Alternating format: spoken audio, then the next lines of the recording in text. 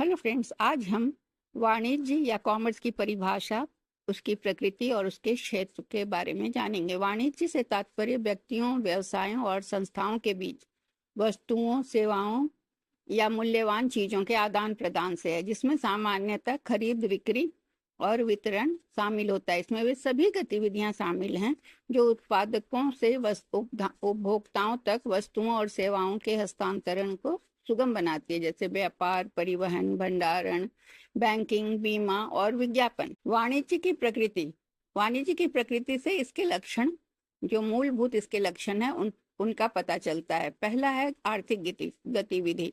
वाणिज्य एक आर्थिक गतिविधि है जिसमें पैसे का लेन देन शामिल होता है, जो लाभ और मूल्य उत्पन्न करने पर केंद्रित है।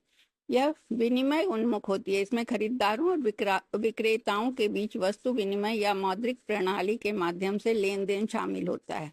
यह गतिशील और विकसित होती है। तकनीकी प्रगति बाजार के रुझानों और उपभोक्ता प्राथमिकताओं के अनुकूल होता है, जैसे ई कॉमर्स का उदय। सामाजिक प्रक्रिया। वाणिज्य में सामाजिक जरूरतों को पूरा करने के लिए मानवीय संपर्क, बातचीत और संबंध शामिल हैं। लाभ का उद्देश्य। अधिकांश व्यावसायिक गतिविधियां लाभ कमाने का लक्ष्य करती हैं, हालांकि कुछ सामाजिक या पर्यावरणीय लक्ष्यों को भी प्राथमिकता दे सकती हैं। वैश्विक होती है। यह स्थानीय, राष्ट्रीय और अंतर्राष्ट्रीय स्तर पर संचालित होता है। वाणिज्य का दायरा या इसका क्षेत्र विशाल है, जिसमें व्यापार और आर्थिक लेन देन को सुगम बनाने वाली सभी गतिविधियां और क्षेत्र शामिल हैं। इसे दो श्रेणियों में बांटा जाता है, व्यापार और व्यापार के सहायक। व्यापार वाणिज्य का मूल है, जिसमें वस्तुओं और सेवाओं की खरीद बिक्री शामिल होती है। व्यापार को दो भागों में बांटा गया है। आंतरिक व्यापार, जो देश के भीतर होने वाले लेन देन है। इसमें थोक व्यापार, पुनर्विक्रय या व्यावसायिक उपयोग के लिए थोक में खरीद और बिक्री होती है। खुदरा व्यापार, व्यक्तिगत उपयोग के लिए वस्तुओं की बिक्री की जाती है, उपभोक्ताओं तक पहुंचाई जाती है। बाह्य व्यापार देशों के बीच होने वाले लेन देन को कहते हैं। निर्यात व्यापार, विदेशी बाजारों में वस्तुओं की बिक्री होती है। आयात व्यापार, विदेशों से वस्तुओं की खरीद को कहते हैं। एंट्रेपोर्ट व्यापार, प्रसंस्करण या भंडारण के बाद वस्तुओं को आयात करके पुनः निर्यात करना। पहले आयात करते हैं, उसके बाद उसको फिर उसका फॉर्म बदल के निर्यात करते हैं। व्यापार के सहायक कुछ गतिविधियां होती हैं जो व्यापार को सुगम बनाती हैं और बाधाओं को दूर कर सुचारू रूप से व्यापार का संचालन सुनिश्चित करती हैं। पहला है परिवहन।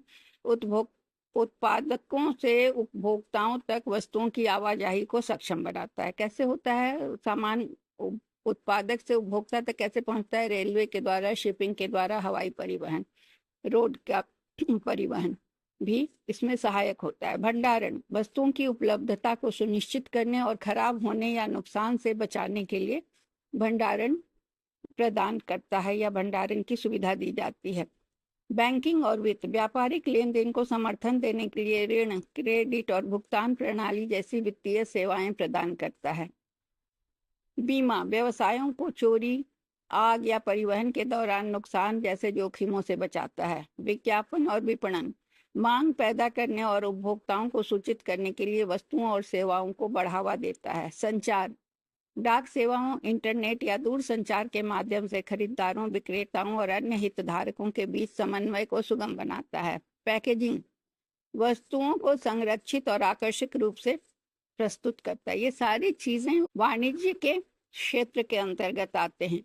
कुछ और अन्य पहलू हैं जो भी वाणिज्य के क्षेत्र में आते हैं। उसमें है ई कॉमर्स ऑनलाइन खरीद और बिक्री के लिए डिजिटल मंच है, जो डिजिटल बाजारों के माध्यम से वाणिज्य का विस्तार करता है। वैश्वीकरण विश्व स्तर पर बाजारों का एकीकरण, जो सीमा पार व्यापार और निवेश को सक्षम बनाता है। कानूनी ढांचा इसमें नियम, अनुबंध और व्यापार नीतियां शामिल हैं जो व्यावसायिक गतिविधियों को नियंत्रित करती हैं। प्रौद्योगिकी एकीकरण दक्षता और पारदर्शिता को बढ़ाने के लिए एआई, ब्लॉकचेन और डेटा एनालिटिक्स का उपयोग। सेवा क्षेत्र इसमें शिक्षा, स्वास्थ्य सेवा, आईटी सेवाओं जैसी अमूर्त सेवाओं में वाणिज्य उसमें लगा होता है। वाणिज्य का ये क्षेत्र होता है। वाणिज्य एक बहुआयामी आर्थिक गतिविधि है जो वस्तुओं और सेवाओं के आदान प्रदान पर केंद्रित है। इसकी प्रगति गतिशील, लाभ उन्मुख और सामाजिक रूप से महत्वपूर्ण है, जबकि इसका क्षेत्र व्यापार, आंतरिक और बाह्य व्यापार के सहायक, परिवहन, बैंकिंग, बीमा तक फैला हुआ है। यह आर्थिक विकास में महत्वपूर्ण भूमिका निभाता है, जो स्थानीय और वैश्विक बाजारों के उत्पादकों को और उपभोक्ताओं को जोड़ता है।